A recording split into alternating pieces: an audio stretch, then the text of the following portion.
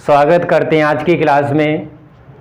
जैसे कि आपको कल एक क्लास कराई गई थी, उसमें आपको बताया गया था कि यूपी बोर्ड एग्जामिनेशन 2015 के जो सभी सेट्स थे एक्टिव से पैसिव वॉइस बनाने के, वो किस तरीके से हमने सीखा था, बिल्कुल आसान तरीके से, सिंपल वे में। उसी क्रम में आज लिया गया है यूपी बोर्ड एग्जामिनेशन 2016 के जो सेट है उसको एक्टिव से पैसिव वॉइस आपको रिवीजन कराया जाएगा। तो आपके सामने सबसे पहले सेंटेंस लिखा हुआ है, Rita can not do this work. आपको कल भी बताया गया था कि जब एक्टिव से पैसिव वॉइस बनाते हैं तो सबसे पहले सब्जेक्ट को ऑब्जेक्ट बनाते हैं और ऑब्जेक्ट को सब्जेक्ट बनाते हैं। तो सबसे पहले हम इस सेंटेंस में देखेंगे कि जो कौन सा वर्ड है वो ऑब्जेक्ट है। तो आपको पता है कि दिस वर्क इस सेंटेंस में ऑब्जेक्ट है। जब एक्टिव से पैसिव बनाएंगे तो इसको हम सब्जेक्ट बना देंगे, तो क्या बन जाएगा, दिस वर्क। उसके बाद देखेंगे क्या लिखेंगे, कैन नॉट। और कैन नॉट वाले सेंटेंस में जब एक्टिव से पैसिव वॉइस बनाते हैं तो इसमें बी का प्रयोग किया जाता है और जो वर्ब है इसकी थर्ड फॉर्म का प्रयोग किया जाएगा और सब्जेक्ट है रीता। नए ऑब्जेक्ट से पहले बाई का प्रयोग किया जाएगा। तो ये सेंटेंस हमारा बन करके तैयार हो जाएगा, this work can not be done by Rita. अगला सेंटेंस है जो आपके सामने दिया हुआ है। दोस्तों इस बात का विशेष ध्यान रखें, जो आपके बोर्ड एग्जामिनेशन में जब एक्टिव से पैसिव वॉइस बनाने वाले जो सेंटेंस होते हैं उसमें नाउ का प्रयोग आपसे सबसे ज़्यादा पूछा जाता है। तो इस सेंटेंस में देखेंगे कि ऑब्जेक्ट क्या है, ऑब्जेक्ट मी है, तो इसको जब सब्जेक्ट बनाएंगे तो आई बन जाएगा। और ये सेंटेंस प्रेजेंट इंडिफिनिट का है तो आई के साथ एम का प्रयोग किया जाता है और इसके बाद क्या लिखेंगे, वेल।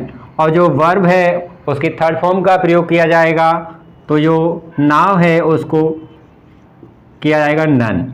और कल भी आपको बताया गया था कि नाव के साथ जो प्रीपोजिशन होता है वो टू का प्रयोग किया जाता है और जो ही सब्जेक्ट है जब एक्टिव से पैसिव वॉइस बनेगा तो ये हिम हो जाएगा।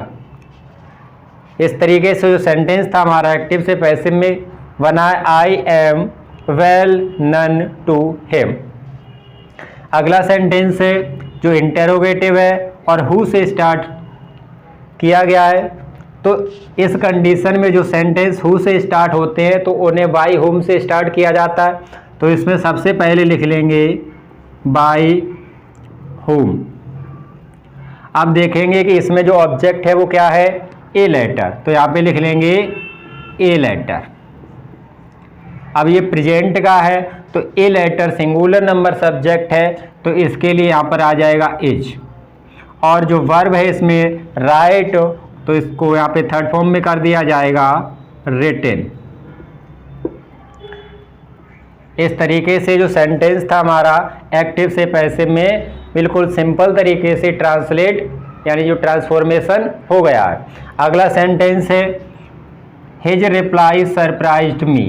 तो इसमें देखेंगे कि हमारा जो इस सेंटेंस में ऑब्जेक्ट क्या है, तो ऑब्जेक्ट इसमें दिया गया मी, तो मी को जब सब्जेक्ट बनाएंगे तो बन जाएगा आई। और ये सेंटेंस सिंपल पास्ट टेंस है क्योंकि यहाँ पर वर्ब की फर्स्ट फॉर्म को वर्ब की सेकंड फॉर्म का प्रयोग किया गया है। तो इस कंडीशन में जब वर्ब की सेकंड फॉर्म का प्रयोग किया गया हो तो उसमें सब्जेक्ट के साथ सिंगुलर नंबर सब्जेक्ट के साथ वॉच या प्लूरल नंबर सब्जेक्ट के साथ वर का प्रयोग किया जाता है। तो यहाँ पर जो आपका सब्जेक्ट बनेगा वो आई बनेगा और आई के साथ वॉच का प्रयोग किया जाता है। और वर्ब है इसमें सरप्राइज्ड, तो यहाँ पे लिख लिया जाएगा सरप्राइज्ड। और सरप्राइज्ड के साथ जो प्रीपोजिशन है उसका प्रयोग यहाँ पर एट का प्रयोग किया जाएगा और जो सब्जेक्ट था वो ऑब्जेक्ट बन जाएगा यहाँ पर हिज रिप्लाई। ये सेंटेंस एक्टिव से पैसिव वॉइस में बना है, I was surprised at his reply. अगला सेंटेंस है ये प्लीज़ से स्टार्ट किया गया है। तो इस कंडीशन में जो सेंटेंस प्लीज़ से स्टार्ट होते हैं तो आपने पढ़ा होगा उन सेंटेंस को यू आर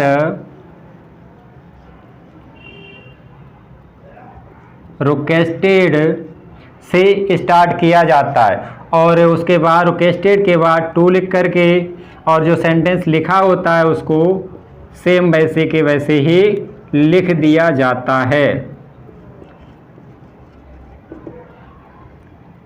ये सेंटेंस था हमारा please keep to the left.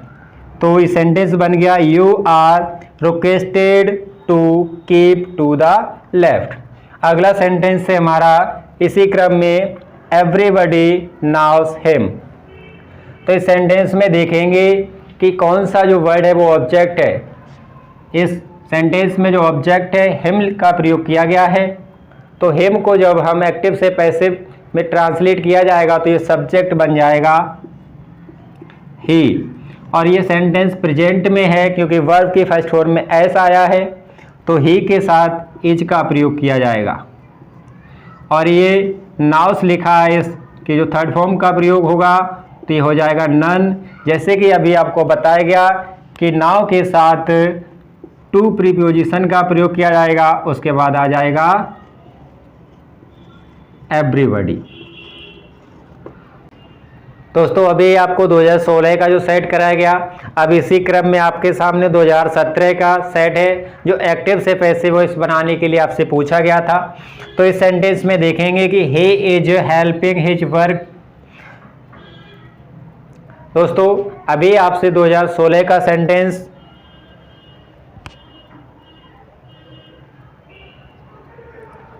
दोस्तों अभी आपको 2016 का जो सेट था वो एक्टिव से पैसिव वॉइस किस तरीके से बनाया जाए आपको बताया गया।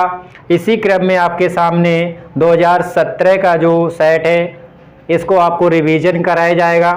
तो सबसे पहले सेंटेंस को देखेंगे he is helping his brother. तो इस सेंटेंस में देखेंगे कि जो ऑब्जेक्ट क्या है हिज ब्रदर है।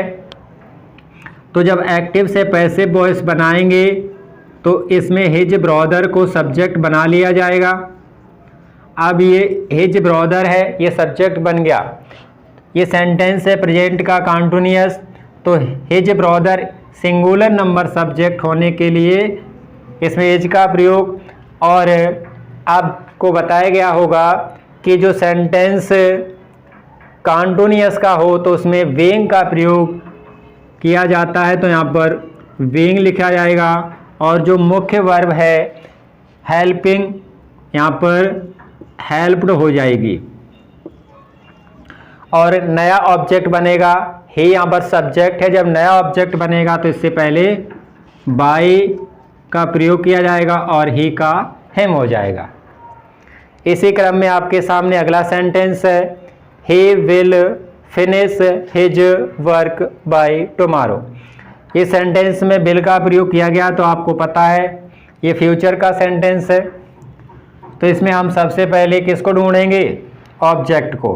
तो इस सेंटेंस में ऑब्जेक्ट क्या है दोस्तों हिज वर्क। तो हिज वर्क को सबसे पहले लिखा जाएगा सब्जेक्ट के स्थान पर। तो हिज वर्क और इसमें देखो ही के साथ बिल आया है तो हिज वर्क के साथ भी बिल आएगा। और बिल और सेल वाले सेंटेंस में बी का प्रयोग किया जाता है। और जो वर्ब है इसमें मेन वर्ब फिनिश इसकी थर्ड फॉर्म हो जाएगी फिनिश्ड। आप देखेंगे इसमें जो सब्जेक्ट है यहाँ पर ऑब्जेक्ट बनेगा तो ऑब्जेक्ट से पहले बाय और ही है तो हिम हो जाएगा। और जो टुमारो लिखा है इसको यहाँ पर लिख दिया जाएगा। तो इस तरीके से जो सेंटेंस था हमारा बना his work will be finished by him tomorrow. अगला सेंटेंस है दोस्तों जो सेंटेंस वर्ब से स्टार्ट होते हैं तो उन सेंटेंसों को आपको बताया गया होगा कि लेट से स्टार्ट करते हैं। तो इस सेंटेंस में सबसे पहले लेट का प्रयोग किया जाएगा और लेट के बाद देखेंगे कि इस सेंटेंस में ऑब्जेक्ट क्या है।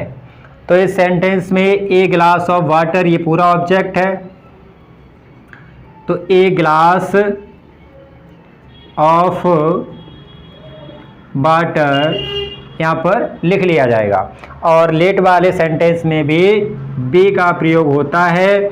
और इस सेंटेंस में देखेंगे जो मैन वर्ब है ब्रिंग, इसकी थर्ड फॉर्म हो जाएगी यहाँ पर ब्राउट। अगला सेंटेंस है आपके सामने, एवरीबॉडी लव्स हिम। तो इसमें ऑब्जेक्ट हिम है, तो यहाँ पर इसको सब्जेक्ट बनाया जाएगा, ही बन जाएगा। प्रेजेंट इंडिफिनिट का है तो ही के साथ इज। अब लव इसकी थर्ड फॉर्म लव्ड, और ये एवरीबॉडी को जब ऑब्जेक्ट बनाएंगे तो बाय एवरीबॉडी हो जाएगा। अगला सेंटेंस देखते हैं, ही टीच अस इंग्लिश एवरीडे। इस सेंटेंस में दोस्तों दो ऑब्जेक्ट का प्रयोग किया गया है, एक डायरेक्ट ऑब्जेक्ट है, एक इनडायरेक्ट ऑब्जेक्ट है। तो इस कंडीशन में सबसे पहले हम किसको लिखेंगे, आप दोनों तरीके से बना सकते हैं सेंटेंस को। आप यहाँ पर अस को भी सब्जेक्ट ले सकते हैं, इंग्लिश को भी ले सकते हैं। तो आप यहाँ पर आपको बताया जा रहा है अस को ले लो पहले, तो अस का जब सब्जेक्ट बनेगा तो यहाँ पे बी बन जाएगा। और ये सेंटेंस प्रेजेंट का है तो बी के साथ आर का प्रयोग किया जाएगा, क्योंकि बी क्या है, प्लूरल नंबर सब्जेक्ट है, और सेंटेंस किसका, आपका प्रेजेंट का इंडिफिनिट। तो बी सब सब्जेक्ट बन गया, बी के साथ आर आ गया। अब इसमें वर्ब देखेंगे, मैन वर्ब क्या है, टीच, तो इसको कर दिया जाएगा टॉट। अब देखो इसमें दो ऑब्जेक्ट थे, हमने जब एक ले लिया है तो एक तो वैसे का वैसा ही रहेगा, तो यहाँ पे लिख लेंगे इंग्लिश। और ये सब्जेक्ट है, जब ऑब्जेक्ट बनाएंगे तो इससे पहले बाय, और जब ही है यहाँ पर हो जाएगा हिम। और ये लिखा है एवरीबॉडी, इसको लिख लो वैसे के वैसे ही एवरीडे, एवरीडे को लिख लो एवरीडे।